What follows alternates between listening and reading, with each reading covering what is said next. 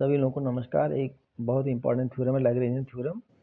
Her point of view से, university exam point of view से, competitive exam point of view से, इसमें ये स्टेटमेंट है कि order of sub group of a finite group, मतलब जितने भी आप सब ग्रुप बना रहे हैं इस बन सकते हैं उस फाइनाइट ग्रुप से, सबकी बात हो रही है।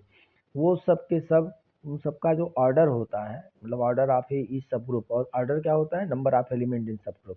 और वो क्या करेगा, वो डिवीजर होता है किसका, फाइनाइट ग्रुप जी का ऑर्डर का।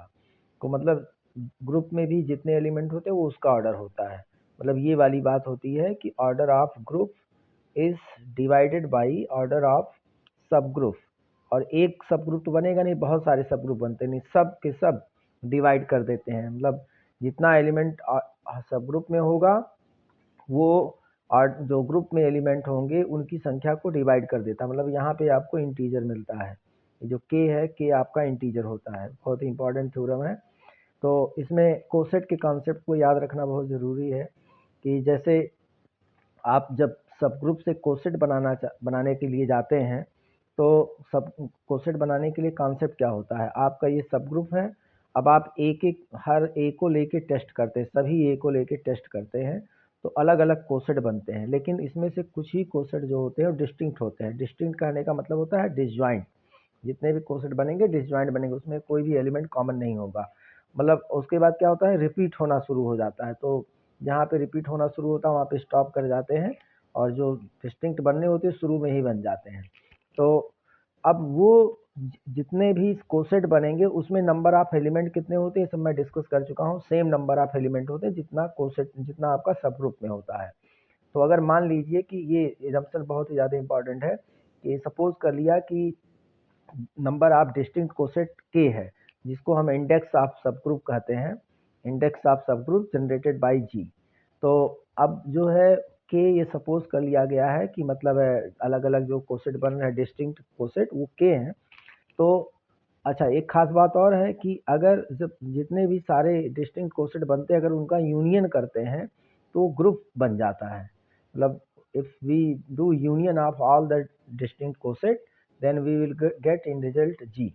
तो अगर आप उन डिस्टिंक्ट कोसेट के एलिमेंट्स को ऐड करेंगे, मतलब जितना भी एलिमेंट्स है सब में ऐड करेंगे, तो होगा तो फिक्स ही एम ही होगा, क्योंकि आपने एज्यूम कर लिया है कि order of sub group small M है।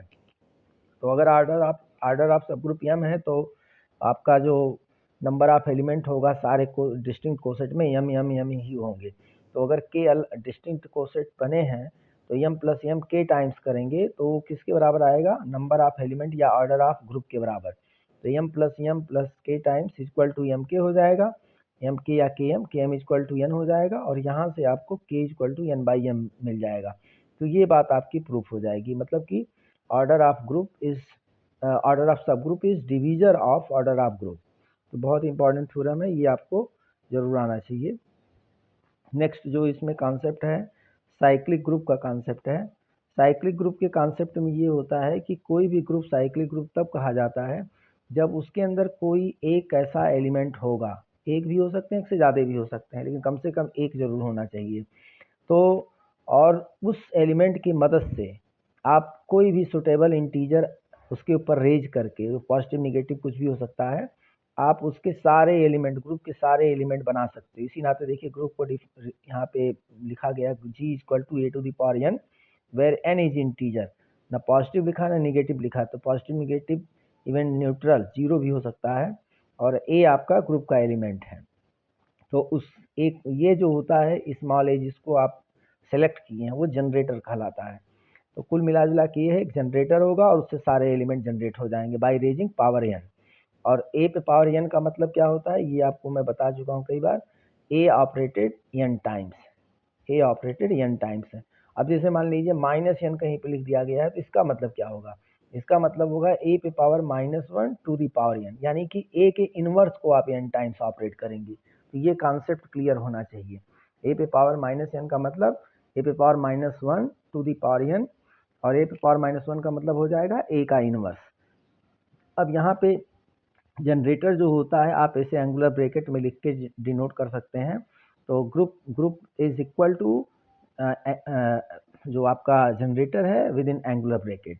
और जो सारे एलिमेंट होंगे इसी फॉर्म के होंगे, कोई 0 पावर रेज करके होगा, कोई 1 पावर रेज करके होगा, कोई 2 पावर रेज करके होगा, कोई 3 पावर रेज करके होगा, तो सारे एलिमेंट बन जाएंगे। जैसे फॉर एग्जांपल अगर देखा जाए Z+ is a cyclic group, तो क्यों? क्योंकि +1 या -1, ये देखिए ए जनरेटर है अगर, तो उसका इन्वर्स भी जनरेटर है, ये कॉन्सेप्ट आप दिमाग में बैठा लीजिए।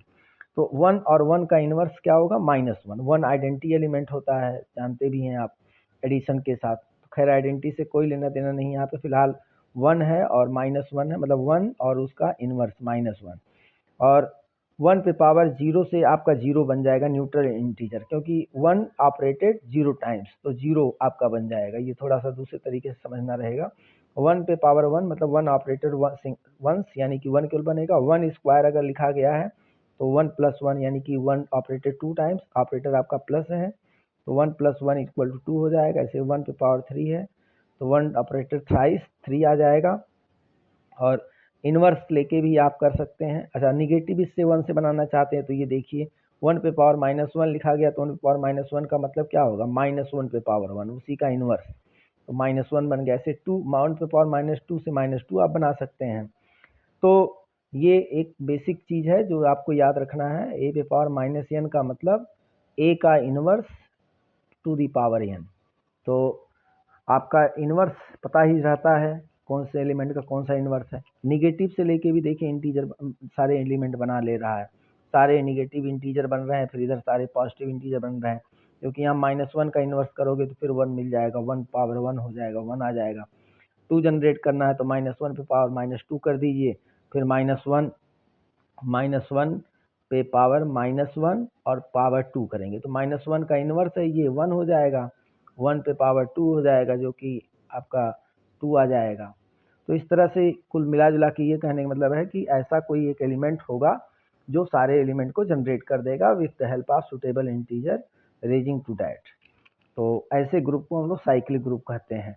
तो यहाँ पे ये भी ध्यान देना है, एक ग्रुप जी, यानी कि साइक्लिक ग्रुप जो होता है वो पहले से ग्रुप होता है, यानी कि उसके अंदर क्लोजर, एसोसिएटिव, आइडेंटिटी, इनवर्स सारे लॉ होल्ड होते हैं, जो 4 नियम है।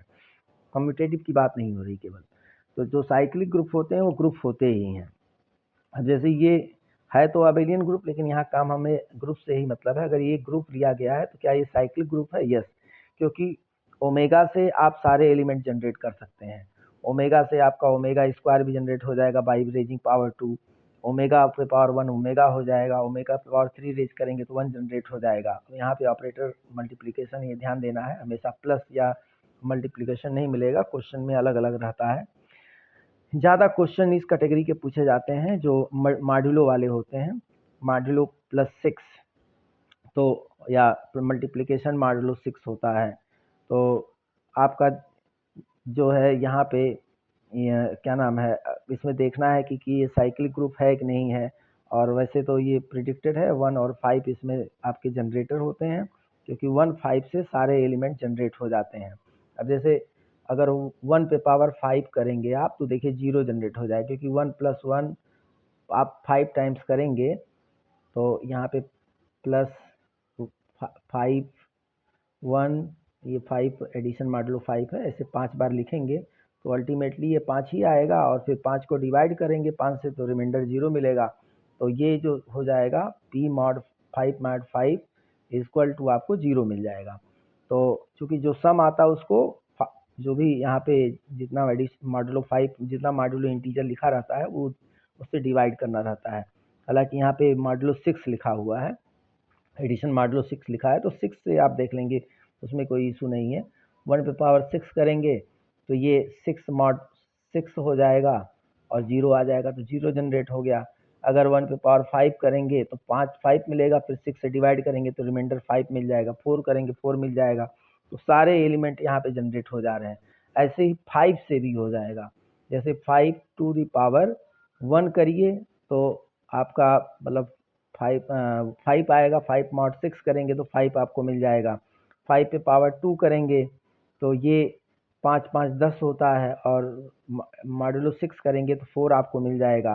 15 3 पावर करने पे 15 आएगा, तो 6 से डिवाइड करेंगे 3 मिल जाएगा। 4 करेंगे 5 पे पावर 4 तो 20 होगा, 6 से डिवाइड करेंगे 2 मिल जाएगा रिमाइंडर। 5 पे पावर 5 करेंगे तो 1 मिल जाएगा, क्योंकि 25 आएगा, 24 उसमें माइनस हो जाएगा, 6 4 जा 24 होता है, 1 आपका बन जाएगा। तो मतलब सारे एलिमेंट आपके बन जा रहे हैं, 0 से लेके 0 1 2 3 4 5 सब बन जा रहे हैं। तो इस वजह से ये भी साइक्लिक ग्रुप है और यहाँ पे दो दो जनरेटर हैं। नेक्स्ट जो है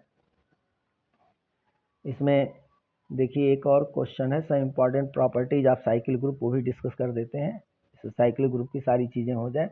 every cyclic group is an abelian group, her cyclic group आपका अबेलियन ग्रुप होता है, ये प्रूफ किया गया है। अब जैसे मान लीजिए कि कोई दो एलिमेंट हैं G1 G2, तो उसके लिए कोई ना कोई इंटीजर होगा जिसके पावर रेज करके जनरेट हो रहा होगा। अगर मान लीजिए ए जनरेटर है तो G1 equal to A to the power r होगा, ऐसे G2 इक्वल टू मान लीजिए ए पे पावर एस है, तो G1 अब कम्यूटेटिव लॉ की बात, हमें कमिट ग्रुप तो है ही पहले साइकिल ग्रुप, हर साइकिल ग्रुप आपका ग्रुप होता है।